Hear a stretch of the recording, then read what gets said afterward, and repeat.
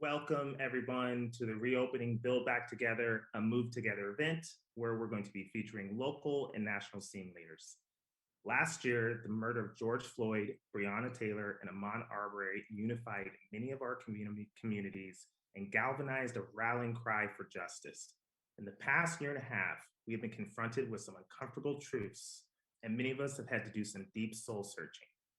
Last summer, in response to the needs of this community, Move Together hosted a panel to amplify Black voices, teachers, academics, musicians, dancers, and scene leaders. As we are aware, we have two viruses going on in the United States, and we only have a vaccine for one of them. So we're here to take some leadership in easing the transition back for all of us into personal spaces. We are so grateful for the opportunity to share these amazing voices that you're going to see in a minute. We not only have so many amazing, talented dancers in this community, but we have some really amazing minds. And we have had, and I'm so excited for the opportunity that we're going to have to hear these scene leaders. We're going to be addressing many of your fears and concerns, and we're going to be hearing from scene leaders who have already been doing the work in this community to create positive change. I'm very, very excited for this program. It's going to be very informative as it relates to diversity, equity, inclusion, and COVID safety. So just do us a couple of things if you can. Please take the, share the link in the chat so we can populate this. This is going to be a really powerful, informative program, and we would love to get this out to everyone. At the end of the event, please go to movetogether.org, and we're going to be raising money for the Black Lindy Hoppers Fund. The link is down there in the chat somewhere, I'm assuming. Without further ado, let's keep this going. I'm going to introduce the host for today's program, Laurel Ryan. She is a nationally recognized swing dance instructor, MC, event organizer, and an educator by trade and training. She's passionate about decolonizing learning process and reframing practice and progress. Her lifetime experience with jazz music helps her connect to her students to this Black American art form. So with no further ado, let's bring in Laurel Ryan. Hello, everyone. I'm so happy to be here with you all. Thank you for tuning in. And so I also have some introductions to do because we have a whole host of panelists who are experts in their field and have some really great knowledge and experience to share. So without further ado, there's a lot of ado happening today. Dr. Ndiaye Kassim received her PhD in anthropology of music from the University of Pennsylvania. She's an educator and a DEI consultant. She founded Dr. Q Education Consulting, where she continues her work as a diversity, equity, and inclusion advocate. We're also joined by Nicholas Centino. Dr. Nicholas Centino earned his PhD in Chicana and Chicano Studies from UC Santa Barbara. His work focuses on the cultural practices of BIPOC communities as strategies of survival and negotiation. He's also the secretary of the Pacific Swing Dance Foundation, or PSDF. We're also joined by Tina Morales Armstrong. She is a renowned promoter, producer, swing dance teacher, and a judge. She has run international events for over 22 years, including Lindy Fest, Frankie 95, ILHC, ISDC, and is on the board of the Black Lindy Hoppers Fund. We also we're flush with doctors today. Dr. Murray Ndiaye is a choreographer, performer, educator, and dance researcher in Lindy Hop and African American vernacular jazz. She founded and leads Collective Voices for Change and is on the Black Lindy Hoppers Fund board as well. We also have the ebullient Lori Taniguchi. She's a teacher, dancer, scene builder, and local event organizer who also DJs and MCs. We're joined by Vicky Chan, who is a member of the award-winning 1-2 Swing Jitterbugs. She's a dance teacher, a member of the Move Together team, and an organizer of one of the longest running Lindy Hop events in Southern California, Lindy Groove.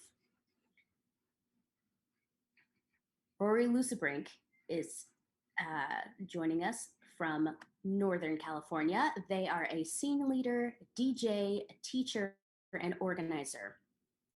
We're also joined by, ignore him, he's in a mood. But Rory organizes with Queer Plus Swing Collective, which is a space dedicated to amplifying LGBTQIA plus voices in the Lindy Hop community, and is working on their PhD at the University of Illinois. Joining the movement of doctors, I suppose. Michael Gamble is a 20-year veteran of vintage jazz and swing dance, founding the Lindy Focus in Asheville, North Carolina, and his band Michael Gamble and the Rhythm Serenaders actively performs across the country. We're joined by Dr. Yon Na, who earned her doctorate in organizational psychology. She is a DEI and organizational effectiveness consultant for Fortune 500 and high growth companies. She founded Radiance HQ, an organization dedicated to advancing Asian women in the workplace.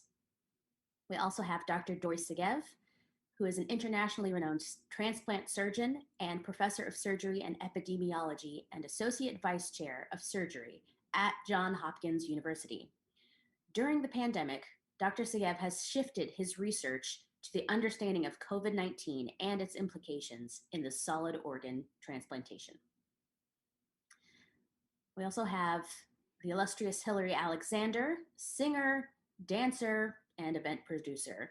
She created Camp Hollywood in 1998, the National Jitterbug Championships in 2001, and has been the co-leader and vocalist for the Jonathan Stout Orchestra since 2002. We also have Chisomo Selmani, MACCCSLP. Do I need to start adding letters to my name? I got to go back to school. Is an associate professor of communication sciences and disorders at Baldwin Wallace University. Chisomo and jazz historian Bobby White host the podcast Integrated Rhythm to elevate BIPOC perspectives in swing and other Afrocentric dance communities.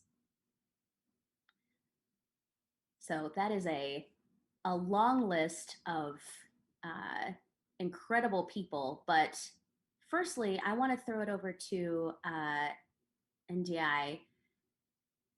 Why is diversity, equity, inclusion important?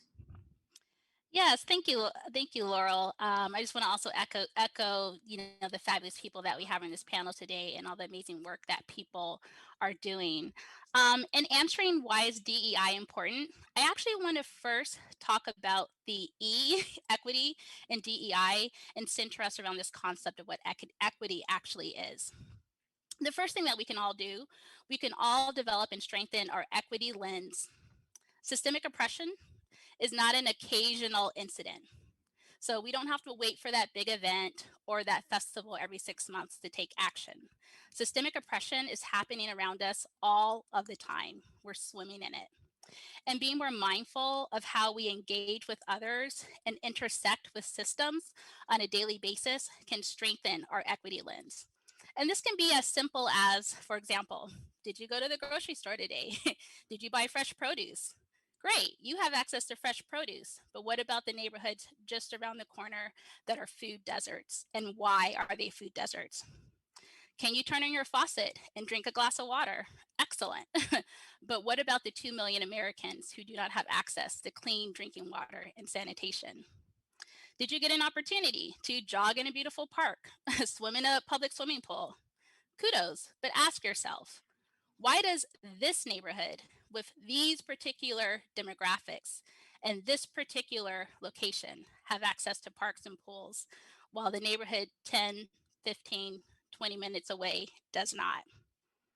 So again, each of us, every single day, have an opportunity to decide who gets resources. And we should be empowered with that knowledge, because we can make simple, everyday change by bringing attention to who's not represented in our workspaces, by getting actively involved in hiring practices, by deciding who gets a referral, and even determining how our city dollars are spent. So I want to kind of emphasize that mindful everyday equity lens, because that is key to this work, and it helps us to demystify what DEI is. And when we think about that and have that greater understanding on how this affects us and impacts us every single day, we can then be empowered to know there's a multitude of ways that we can actually make change as a way of being, as a lived practice, and begin to live these values.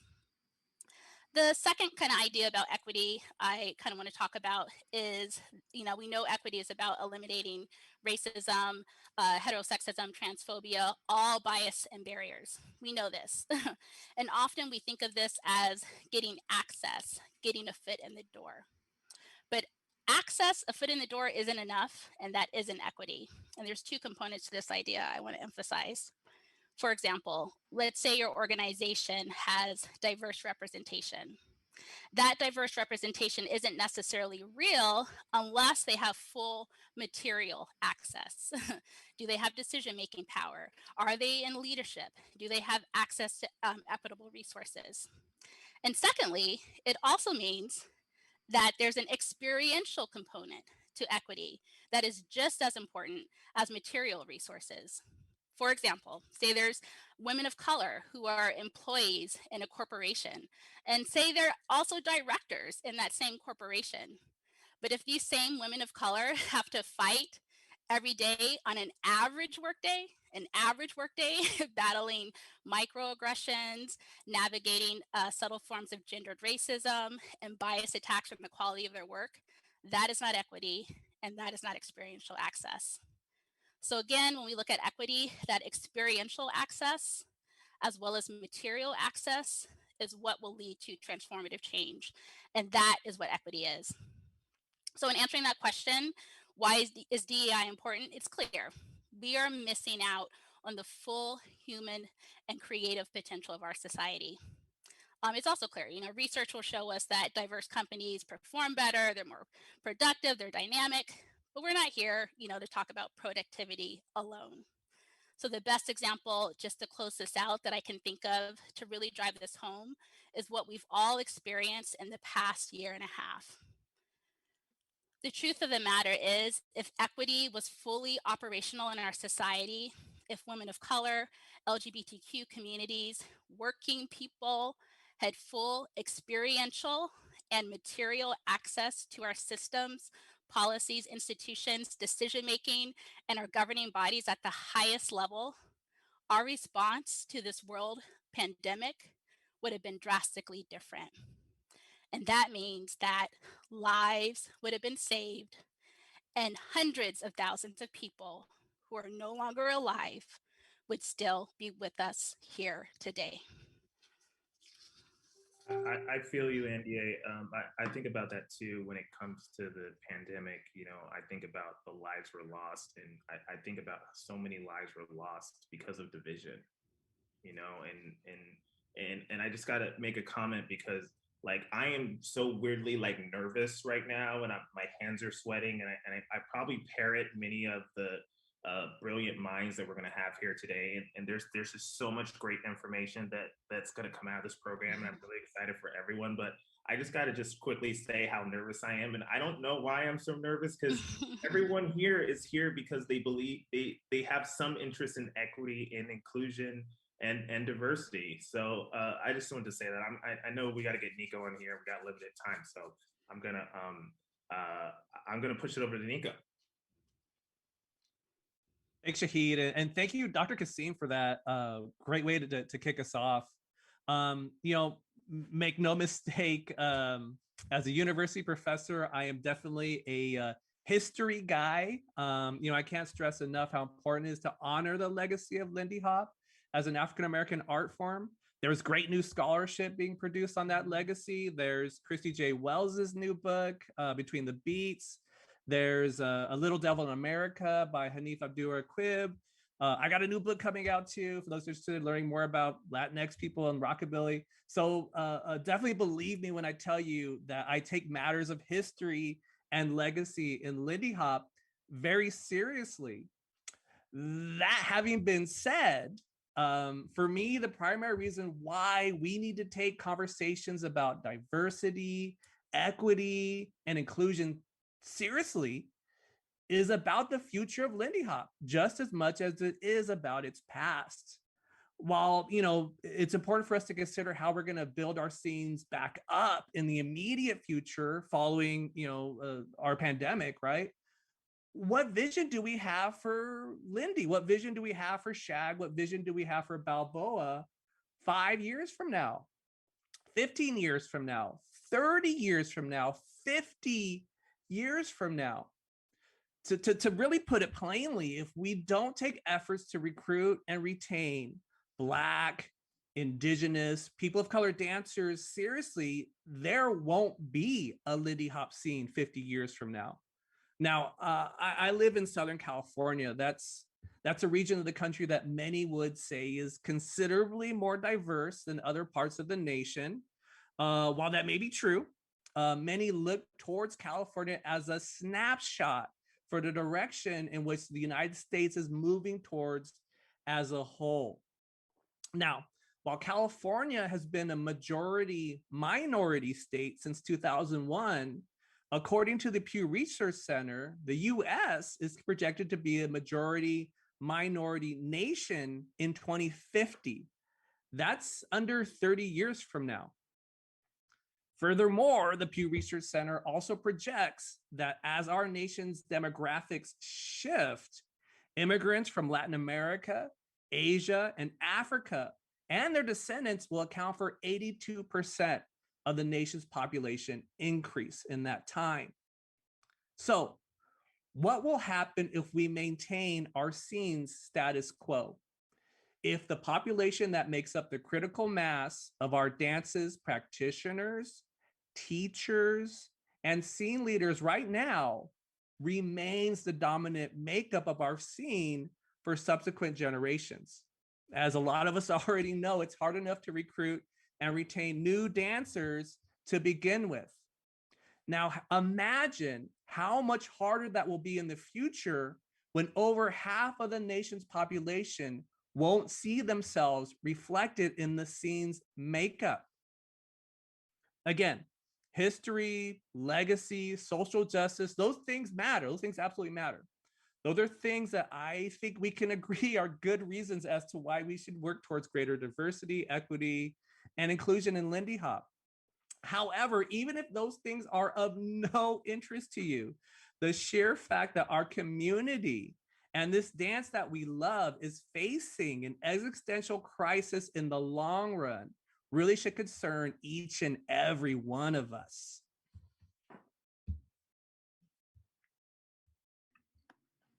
Wow.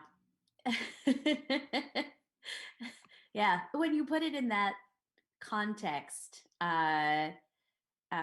with these demographic projections, then it throws a new urgency into the struggle that a lot of scenes have talked about in the past of how do we recruit, and then as NDI was saying, how do we keep and give, by giving them experiential and material access, how do we keep these Black, Indigenous, and other people of color, these dancers in our scenes? But we do have some, we'll talk about that. But that is throws things into stark relief when you look at just general population change. Laurel, I just want to first say I thank you so much for hosting and being part of this program. You are so natural and relaxed, and I'm sitting up here like sweating through all my clothes. But I want to put you on the spot a little bit, and I apologize for this because I know we invited you to do this, but I know over in Tulsa, you all just celebrated the commemoration of the bicentennial of the Tulsa Massacre. That must have been quite a historical moment. Could you just share that experience with us? Sure. So it was the centennial of the Tulsa Race Massacre. Um, the For those of you who don't know the bare basic facts of Tulsa's dark history, in 1921, over Memorial Day weekend, um, a young Black man, Dick Rowland, or Diamond Dick Rowland, who's a shoe shine, went into an elevator or into a nearby building, operated by a young white woman. I believe her name was Sarah Page. And we don't know what happened. We don't actually know what happened to make Sarah scream. But she screamed as they were reaching the first floor. And Dick Rowland, who I believe was 17 at the time, ran out of the building. And that was the inciting incident that resulted in a white mob from South Tulsa, or Central and South Tulsa, which was like an oil city at the time, going into one of the most prosperous Black communities in the country and razing it to the ground. That's a huge oversimplification of what happened. There are currently 4 or 3 survivors of that massacre still living. And there has been, while in the last 25 years, there has been an effort to call it by its proper name, a massacre, rather than, it was known for a long time as a race riot, which actually was an insurance, basically a scam by insurance companies at the time for these Black community members who had lost everything, their businesses, their houses, because the white mob was looting everything that they could find. They were their lives had been devastated. And so the term riot was used so that insurance companies wouldn't have to pay up, because it implied the participation of these Black people in the destruction of their own property, as opposed to attempting defense and being slaughtered. So it's a horrible, horrible event that left a scar on Tulsa. But of course, Black people rebuilt. So it was reaching new heights of prosperity in the 40s and 50s. And then urban renewal came to play. And so the Greenwood community that I grew up knowing as a native Tulsan was very different. It was essentially, I was told, don't go north of the highway past dark. It's dangerous. When really it was an area that had been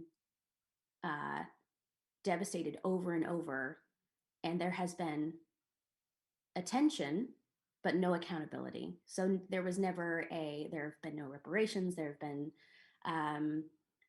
no calling out of the individuals largely responsible, because there are so many, probably. And it's just like Tulsa's shameful secret that has only come to light in recent years. And then, you have these, I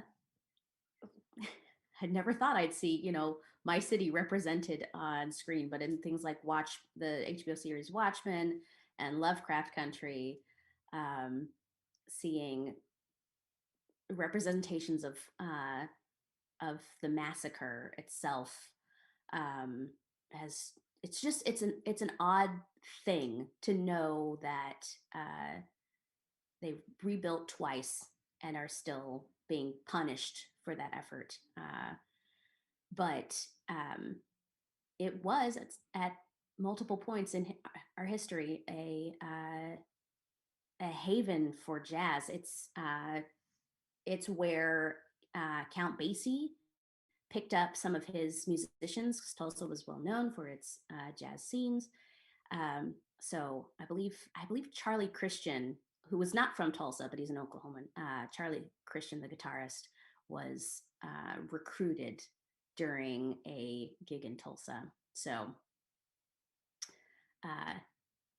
yeah, it's a weird time. It's great to know that there's more attention being paid, but it's also sad to know that there's still a long way to go before there's any sort of